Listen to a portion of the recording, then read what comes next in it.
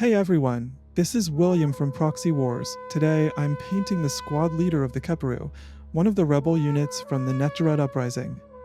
These fighters aren't elite troops, they're poorly trained, barely equipped, and rely more on courage and faith than discipline. Their old black powder rifles and patched armor tell the story of a rebellion held together with scavenged gear and stubborn will. I start by gluing the left arm using my usual mix of wood glue and super glue. That combination holds much better than super glue alone. For the right arm, I'll wait a bit, since it would get in the way of painting. For priming, I use a brown base coat, then apply a slap chop pass with matte white over the model, and skeleton bones on the base. That gives me a good range of tones right from the start, and makes the details pop nicely.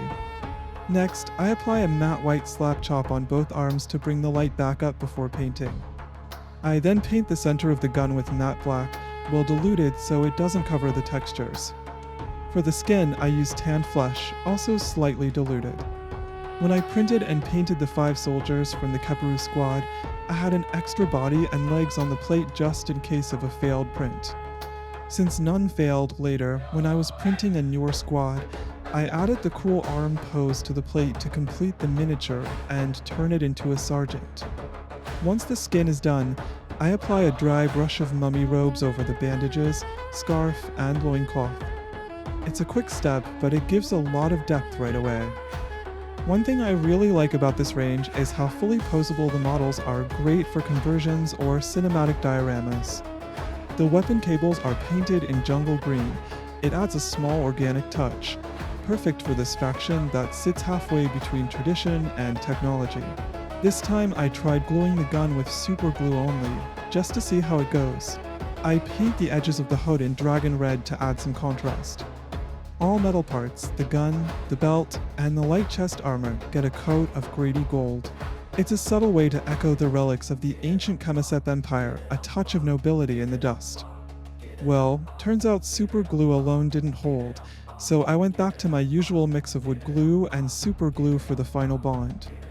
Then I paint the belt in leather brown and the headband in hydro turquoise, a color I like a lot but don't use often.